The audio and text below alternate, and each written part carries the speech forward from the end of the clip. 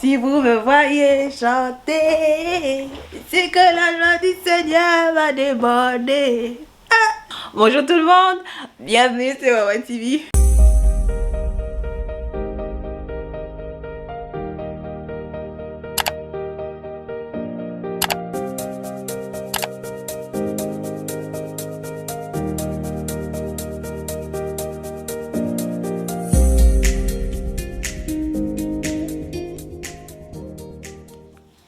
Faites pas attention à ma face.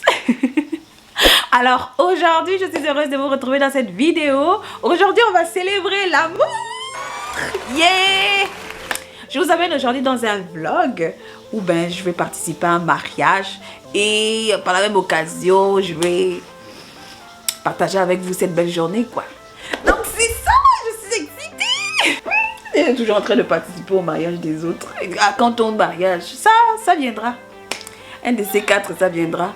Mais pour l'heure, on célèbre l'amour, on célèbre pour les autres, on va se réjouir en même temps. Et voilà. Ok, là j'ai trop l'air d'un fantôme. Donc je vais aller enlever ça, je vais me préparer et puis je vous emmène tout de suite dans cette belle aventure avec moi. Ok, là au moins j'ai l'air de quelque chose. J'espère que je vais réussir la coiffure que j'ai vue sur YouTube pour le mariage parce que j'ai vraiment pas envie de me prendre la tête. En tout cas, je vais pas faire le maquillage ou quoi que ce soit devant vous parce que c'est pas le but de la vidéo. Donc je vais faire ça hors caméra et puis on se retrouve juste après. Bon, voilà à peu près ce que ça donne. Un maquillage plutôt simple et léger. Il me manque juste les bouclettes n'ont pas pris parce que je les ai fait vraiment... En tout cas, ça n'a pas pris, donc je vais juste les faire au lisseur. Et après ça, je devrais être prête. Bon, là on est en retard. Cette coiffure m'a pris plus de temps que je ne le pensais. Donc finalement, j'ai opté pour quelque chose comme ça. On va aller avec ça. C'est super simple. Et voilà! Yeah! Nous voici en direct du mariage. Non, on n'est pas encore au mariage. Ça c'est Yohan qui est Kitoko! Moi je dis Kitoko. Ndoman! Voilà, c'est ça. Alors Ndoman. Au Congo, vous appelez. Je te dis. Et ça, c'est la mater en arrière là-bas.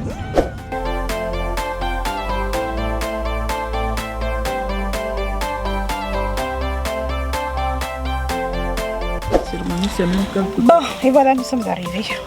Avec beaucoup de retard. En tout cas. Oh yeah, c'est fou. Ok, on descend. Allons-y, on va trouver la salle et tout. Bon, on est en retard, mais on n'est pas les plus en retard.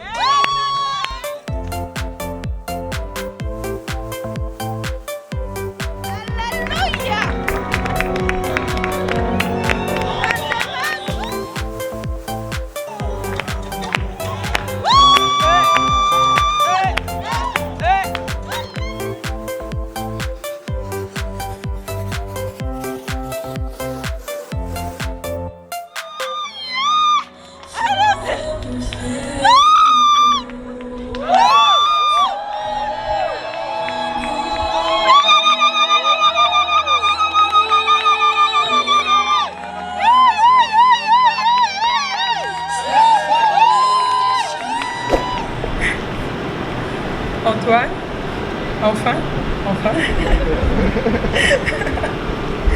Waouh, ça fait 7 ans. 7 ans, je sais pas si tu réalises, mais c'est l'âge de wisdom. Hein. C'est 7 ans quand même, c'est long.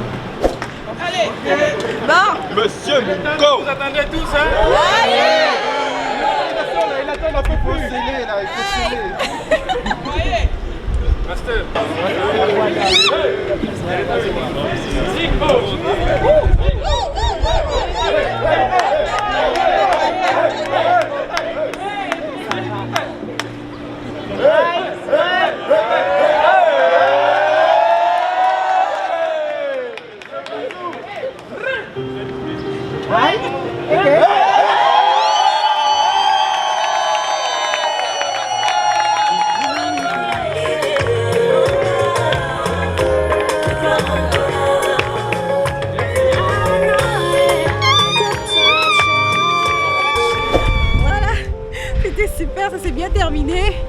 cérémonie était belle, riche en émotions. Maintenant, on se rend à la maison, on va se reposer, se rafraîchir pour la soirée. Ça va être le feu. Amen. Ok, là il est déjà 17h passé. Ça va être le temps maintenant de nous préparer pour la soirée. Ça c'est ma partie préférée, j'aime beaucoup ça. Donc c'est ça, je vais me rafraîchir et me faire un peu plus belle encore pour le feu. Ok, bon, on se retrouve juste après. C'est pas chaud. Et voilà, on est fin prêt pour la soirée. On a hâte d'y être, de s'amuser. Yeah! Ah bon, cette fois-ci, on espère qu'on ne va pas être en retard, comme à la cérémonie. Mais bon, en tout cas.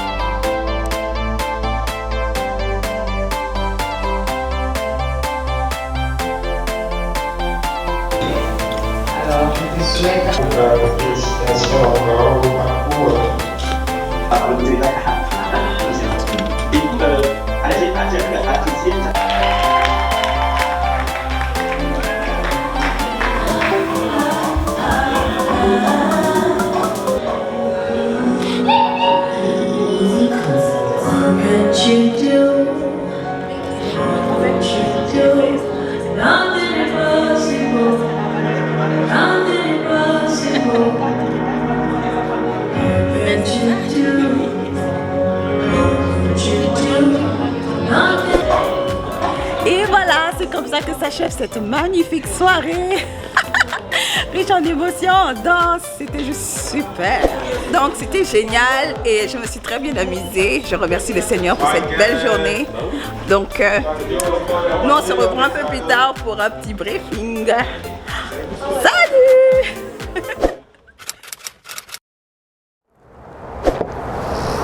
Ok, c'était vraiment une super soirée, c'était vraiment génial. Ça a été vraiment une journée extraordinaire. Et j'espère en tout cas que vous avez apprécié passer ce moment-là avec moi. Maintenant, passons aux choses bien plus sérieuses.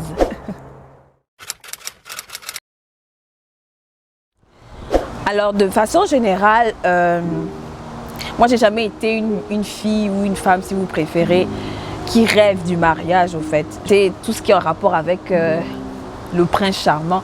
C'est pas des choses qui m'ont toujours attirée fondamentalement, au fait. Au fait, tout ce qui était attrait au mariage, c'était pas vraiment quelque chose qui m'intéressait plus que ça, au fait. Je trouvais ça beau, mais sans plus, au fait. En gros, je voyais ça comme quelque chose d'éphémère, comme c'est beau la cérémonie et tout, mais comment est-ce que les gens vivaient le mariage, ça ne donnait pas du tout envie. Et donc, c'était pas quelque chose qui me plaisait, c'était pas quelque chose qui me faisait rêver. C'était tellement ancré en moi que même dans mon imaginaire, je n'avais jamais eu d'image de moi portant une robe de mariée ou encore une tenue traditionnelle en robe de mariée, quoi. Non, définitivement non. Donc cette perception s'est accentuée lorsque malheureusement dans ma famille, mes parents se sont séparés. Donc la petite corde, le bout de fil qui me restait comme un peu lueur d'espoir, c'était de me dire ok, les autres ont divorcé, dans les familles c'est un peu recomposé et tout, mais la mienne, mes parents tiennent le coup, d'autant plus qu'ils sont chrétiens. Mais malheureusement, ils ont suivi la tendance, ils se sont séparés. Et je dois avouer que lorsqu'ils se sont séparés, ça a définitivement brisé ma perception du mariage. C'était scellé au fait. Le mariage, c'est du n'importe quoi. C'était tellement ancré dans ma mémoire que je pense que mon entourage savait déjà que c'est pas la peine de lui parler de mariage, ça sert à rien. J'avais toujours un discours très négatif. À la rigueur, je voulais même pas en entendre parler. C'est du n'importe quoi. C'est du n'importe quoi. Je suis restée comme ça jusqu'en à peu près 2016.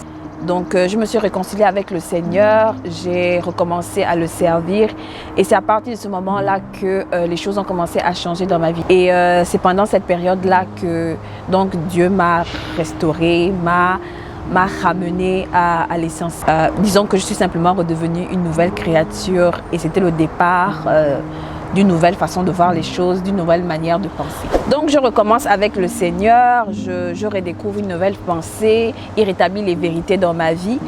Et dans ce cheminement-là, et maintenant avec le recul, je ne sais pas pourquoi est-ce qu'il a commencé par restaurer ce type de pensée-là. Et donc dans ma quête de reconquérir ma vie avec le Seigneur, la question du mariage se pose au fait. Je pose la question au Seigneur, je dis mais Seigneur, avec tout ce que je vois autour de moi, quelle est réellement ta vision du mariage au fait? Et donc dans ces quêtes-là, j'ai commencé à chercher réellement quelle était la pensée de Dieu par rapport au mariage. J'ai commencé à beaucoup lire, non seulement la parole, mais aussi des livres qui parlaient du mariage. Et c'est dans cet élan de recherche-là que je suis tombée sur un livre qui a complètement changé ma façon de penser sur le mariage. Et c'est ce livre-là vraiment qui a été un élément déclencheur de ce qui va suivre par la suite. Voici le livre Bienfaiteur. Il s'intitule « Avant que l'amour ne meure, vivre des relations qui comblent vos besoins ». Je vais vous lire le passage qui m'a comme transformée. Voilà.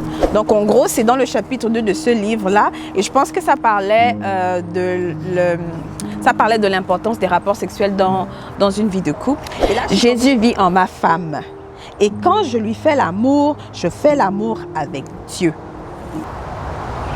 J'étais comme « What? Faire l'amour avec Dieu ?» Je n'avais jamais entendu quelque chose comme ça. Et quand je réfléchissais, je méditais sur cette parole, je disais, mais c'est pas faux. Si Jésus vit dans ma femme ou mon mari, donc quand je fais l'amour avec cette personne, vu que le corps, c'est le temple du Saint-Esprit, ben au fait, je fais l'amour avec Dieu.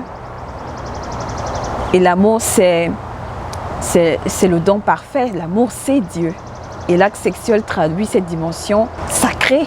Je ne sais pas si vous comprenez ce que je voulais dire. En tout cas, quand je suis tombée là-dessus, j'étais comme oh, Seigneur, je veux vivre ça. Je veux vivre ça. On monte, on descend. Moi, je veux faire l'amour avec toi, Seigneur. Je veux faire l'amour avec Dieu. Et je ne sais pas si vous comprenez la dimension spirituelle de cette phrase, mais moi, en tout cas, elle m'a littéralement mise par terre. Et c'est à partir de là que pour la première fois, j'ai éprouvé l'envie de me marier. Je commençais à réaliser au fait toutes les pensées erronées, toutes les pensées fausses que j'avais sur le mariage à cause de ce que je voyais autour de moi, à cause de comment est-ce que les gens vivent leur mariage aujourd'hui, que c'est du n'importe quoi au fait. Je vous assure, ça peut paraître bête comme ça que je le dise, mais pour moi qui était aussi négative et avec une opinion aussi erronée, ça a été la révélation. Et là, j'étais comme, ah Seigneur, toutes ces années, j'étais aigrie, toutes ces années. J'avais juste une opinion tellement fausse du mariage. Et après, je suis allée, je me suis agenouillée, j'ai prié. J'ai demandé pardon à Dieu pour toutes les aigreurs que j'avais. J'ai demandé pardon à Dieu pour toutes ces pensées négatives, fausses, erronées que j'avais concernant le mariage. Et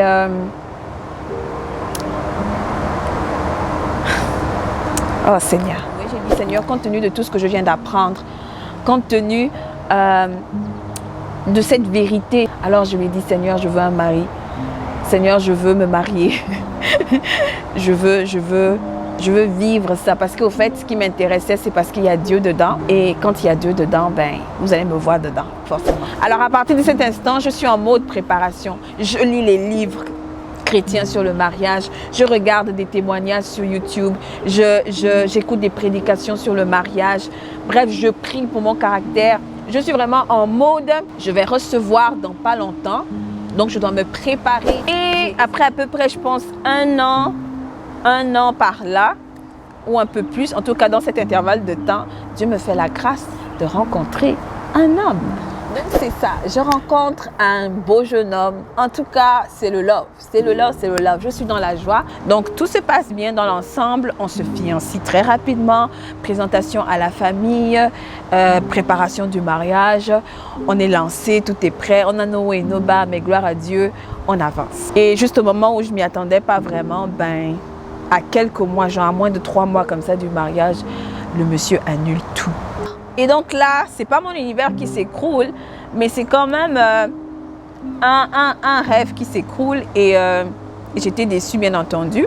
Donc là, je suis dans tous mes états, je pleure les larmes de mon corps et je me souviens de cette prière que j'avais dit à Dieu parce que oui, dans les temps des fiançailles, je continuais toujours à prier parce que je disais, Seigneur, c'est vrai que je suis dans l'effervescence de l'amour et tout ça là, mais si jamais le monsieur que j'ai rencontré là, ce n'est pas pour moi. S'il te plaît, mon Dieu, ne permets pas que ce mariage ait lieu. Et c'est exactement ce qui s'est passé. Mais bien entendu, vous savez que quand on est dans la chair, il y a eu des attachements et tout, ça fait mal sur le coup. Mais dans ma douleur, je remerciais Dieu parce que je disais, Seigneur, je sais que ça fait mal maintenant, mais il vaut mieux pleurer maintenant que d'aller pleurer toute une vie au fait. Et donc progressivement, j'ai accepté la situation, j'ai pardonné au monsieur et je suis passée à autre chose. Cette situation m'a fait juste prendre conscience au fait de qu'est-ce qui est vraiment important pour moi. Je ne suis pas sortie de cette relation aigrie à cause de ce que cette personne-là m'a fait. Non, pas du tout. Au fait, c'est revenu juste recentrer au fait tout ce que je considérais comme important. Ça n'a pas biaisé mon image du mariage parce que maintenant j'avais la connaissance de c'est quoi le mariage selon la perception de Dieu. Et donc, il n'y avait plus rien autour de moi qui pouvait m'emmener à être aigrie. Cette situation m'a juste donné le goût de vivre à fond ma vie. Hors de question d'être aigrie. Hors de question de commencer à me regarder devant le miroir et dire que pourtant on me dit que je suis belle, pourtant on me dit que j'ai tout pour plaire, pourtant on me dit que je suis intelligente, mais voilà, aucun homme ne veut rester avec moi. Hors de question. Je ne sais pas comment vous traduire ça les amis, mais en tout cas, j'espère que vous comprenez. Jamais. Oh, jamais. C'est pas de ma faute si les gens sont devenus bizarres et qu'ils ne sont pas capables d'avoir des valeurs fondées sur Christ, d'avoir la crainte de Dieu. C'est pas de ma faute si les gens sont fourbes. C'est pas de ma faute si le contexte actuel est un contexte très très éphémère. En fait, moi j'ai rien à voir. Moi je sais qui je suis. Je suis une femme qui fait l'effort de craindre l'Éternel, qui s'efforce de vivre selon les valeurs auxquelles elle croit, c'est-à-dire les valeurs chrétiennes. Alors là, j'ai la tête sur mes épaules. Je sais exactement où je vais. Je connais mes valeurs. Je sais ce que je veux. Je sais ce que je ne veux pas. Il n'y a aucun problème avec moi. Alors pourquoi est-ce que je vais être aigrie, demeurer dans cet état d'esprit? Ah, ça je refuse. Et je refuse. Donc mon opinion pour le mariage, alors elle n'est plus erronée du tout. Moi j'aime le mariage et je dis que j'aimerais me marier. Mais pas le mariage à n'importe quel prix là. Non, non, non, non, non, non. Pas le mariage en mode il faut le faire parce que les autres se marient. Non, non, non, non, non, non. Non, moi aussi je veux un vrai. Avec qui genre... En tout cas, un vrai. Et quand viendra le temps, ben le temps viendra tout simplement. Amen. Donc aux personnes mariées, savourez votre amour. Dieu soit béni. Je suis heureux que vous ayez trouvé votre douce moitié. Continuez à travailler fort pour que cet amour demeure encore plus longtemps. Aux personnes qui sont en voie de se marier, toutes mes félicitations et je prie l'Éternel que les choses se concrétisent réellement. Quant aux célibataires qui sont en attente, persévérez. Quant à nous autres là qui ne sommes pas en attente, on savoure. Voilà, c'est ce que je voulais partager avec vous aujourd'hui. Merci d'avoir pris le temps de m'écouter et j'espère que cette vidéo pourra encourager plus d'un et que définitivement on comprendra que je ne suis pas anti-mariage comme les gens le croient, mais que je suis pour le mariage, mais un mariage réel, là, tu sais, un bon mariage, un mariage selon le plan de Dieu. Voilà, quant à moi, j'ai terminé. D'ici là que la prochaine vidéo ne sorte, n'oublie pas de faire de l'Éternel tes délices et il accordera ce que ton cœur désire. À plus tard!